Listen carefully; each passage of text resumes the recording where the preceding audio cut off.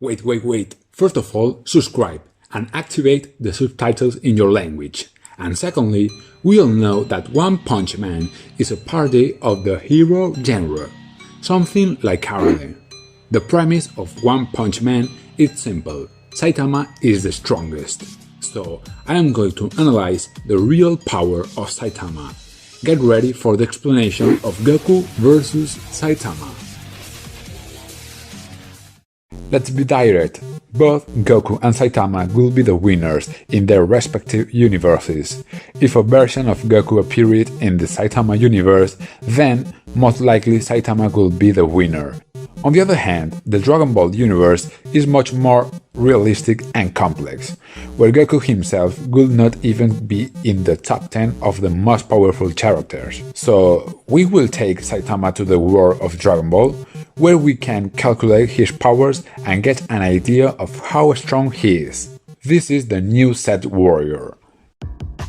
Codename Saitama, better known as the Bald Man in a Cape, and his skills are very impressive. Extreme physical strength. His punches are so powerful that just one is enough to blow up his rivals into 1,000 pieces. However, Saitama isn't a martial artist, so he haven't special techniques. He can't field ki, much less fly, but he makes up for this with powerful jumps. His greatest feat was jumping from the moon to Earth in seconds.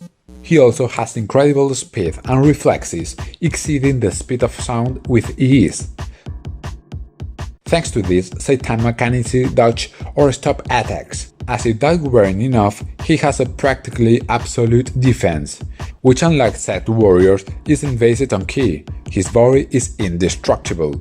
I don't know about you, but I never saw a single scratch on him. Finally, he has enormous energy reserves, being able to perform incredible movements and devastating attacks without getting tired. Saitama does need to sleep, and we also saw him get fatigued a couple of times. It may have a large amount of energy, but it isn't infinite. With all this, we can clearly say that Saitama could easily be part of the Set Warriors. And this is when we come to the million-dollar question. What is the maximum power of Saitama? We cannot say much about his defense and speed. He withstood an explosion of fire and extreme gravity without disheveling. On the other hand, his strike force we have more information. At the climax of his time battle against Boros, he launched an attack that could destroy the Earth. And faced with the threat, Saitama counterattacked with a punch that managed to neutralize the energy blast and crush his opponent. Only this time we could see Saitama launch an attack with his true strength, and based on this, we can approximate the real power of Saitama. So how much power does it take to destroy a planet? Well, this depends on the size of the planet. For example, Piccolo destroyed the moon, when it didn't reach 1000 unit force. But it isn't the same to destroy a small satellite like the moon than to destroy the planet Earth or a giant planet like the planet Namek. So we can say that in Dragon Ball there are three types of the planetary destruction. The first is to destabilize the core, for that is enough to launch an attack that directly impacts the core of the planet. This will start with a chain of reaction and will end with the explosion of the core itself and destroy the planet. An example is when Freezer launched his attack against Namek. The energy wasn't powerful enough to destroy the planet, but it started a chain reaction that ended up making it explode. The second type of planetary destruction is massive destruction. In this case, the core will not be affected, but the attack alone is enough to destroy the planet. The best example would be when Cell, after being defeated, inflated like a balloon to cause an explosion so powerful that it will destroy the planet instantly. Finally, we have planetary destruction by disintegration. In this case, the planet is victim of a large amount of energy, so powerful that it simply disintegrates. So which of these forms of planetary destruction could Lord Boros perform? At first glance, I would say the first, but let's make things interesting. Suppose that when he launched his attack, he meant that he would destroy the Earth with massive destruction. The power required for this must be similar to Cell in its second form, at the legendary rank, so at the best Boros should be as powerful as a Super Saiyan. Now, for Saitama to be able to stop that attack with a one hit, he will have to be one rank above, in the anomaly range. So we conclude that Saitama's base power when fighting seriously will be in this range, a power close to Gohan Super Saiyan 2. It is said that warriors of anomaly rank should not exist, because they are creatures that cannot be born by natural means. And so we finally begin the most awaited moment, the battle between these two colossi. As usual, Goku could start the fight in his base form. He would immediately know Saitama's power.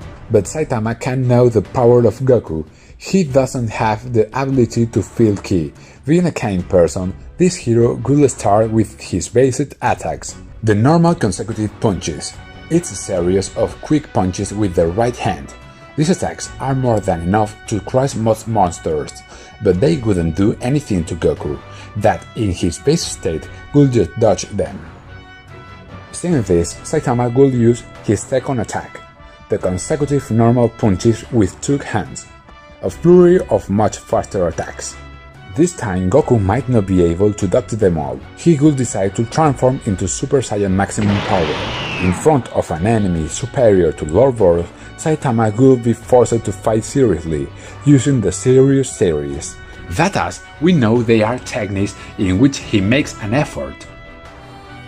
Saitama will use the Serious side hops, with which he moves extremely fast, creating a multitude of images of himself. This move will surprise Goku for his speed. Goku will be forced to transform into Super Saiyan 2 to match his speed.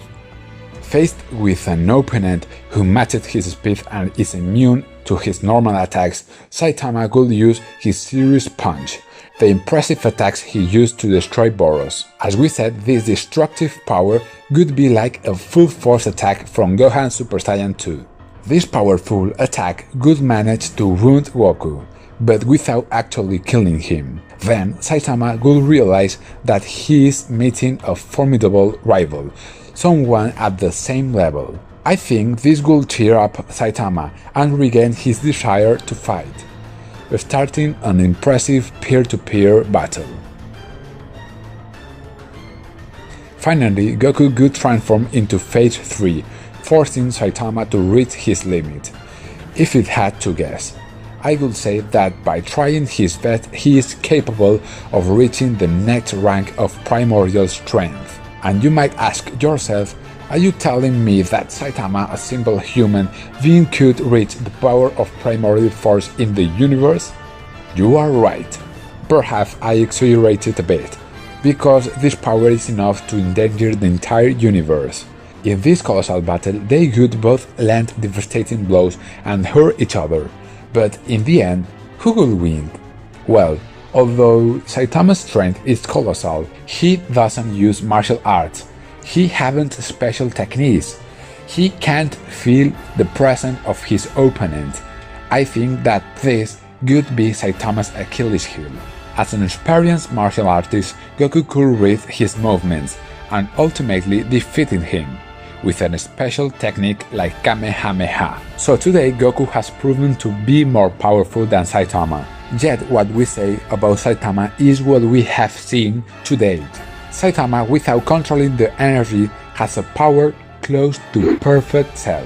Can you imagine how powerful it would be if he did train at the level of Goku? If you liked this video, subscribe and give me a like. See you soon in more power levels videos. Bye bye.